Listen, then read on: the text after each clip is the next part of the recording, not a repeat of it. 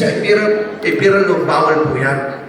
Imagine during summer, if the government na meron tayong available na kuryente, walang brownout, walang manual load dropping, tuloy-tuloy servisyo ng kuryente, at sigurado ko mababa. Before we adjourn in Congress, we pass the bill on nuclear energy.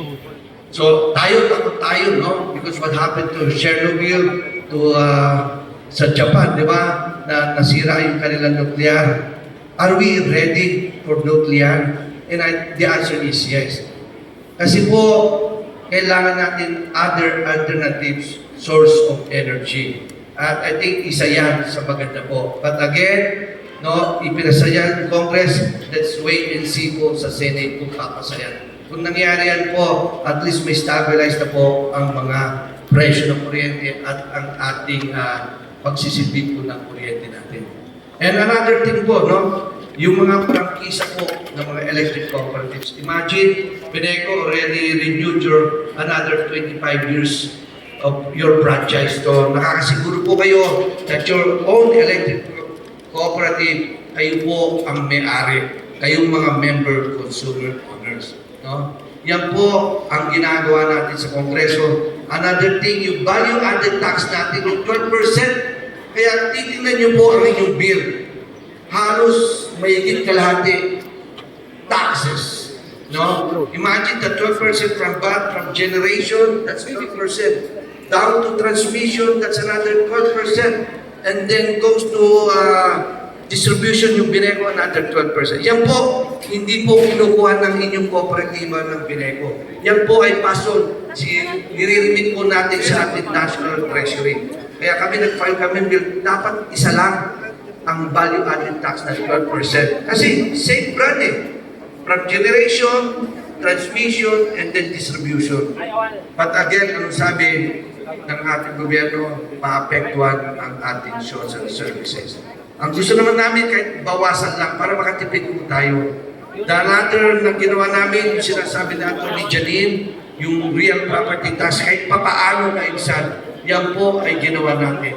Even the franchise tax that's being charged by the NGCP na 3%, natanggal na rin po natin yan. Why? Because you have a representative in Congress who defend your rights being a member consumer owners. Karapatan po natin na ipagtanggol lahat ng electric cooperative sa buong Pilipinas para manatiling mababa ang presyo ng kuryente. Again, magpapatuloy po kami, marami pa ho kaming bills, at kung magkaano kayo sa Pineco, malalaman nyo sa Quebeca, na website nila, at of course sa party list, kami po'y naluklok.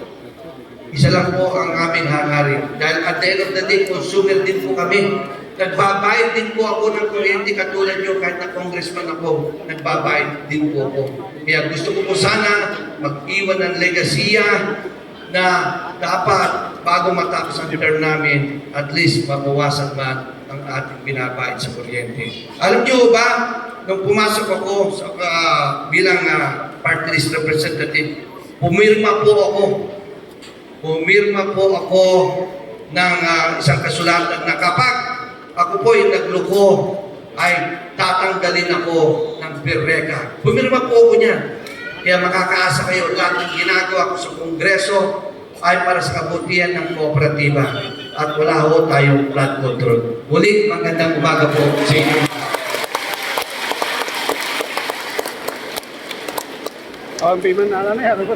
Thank you so much.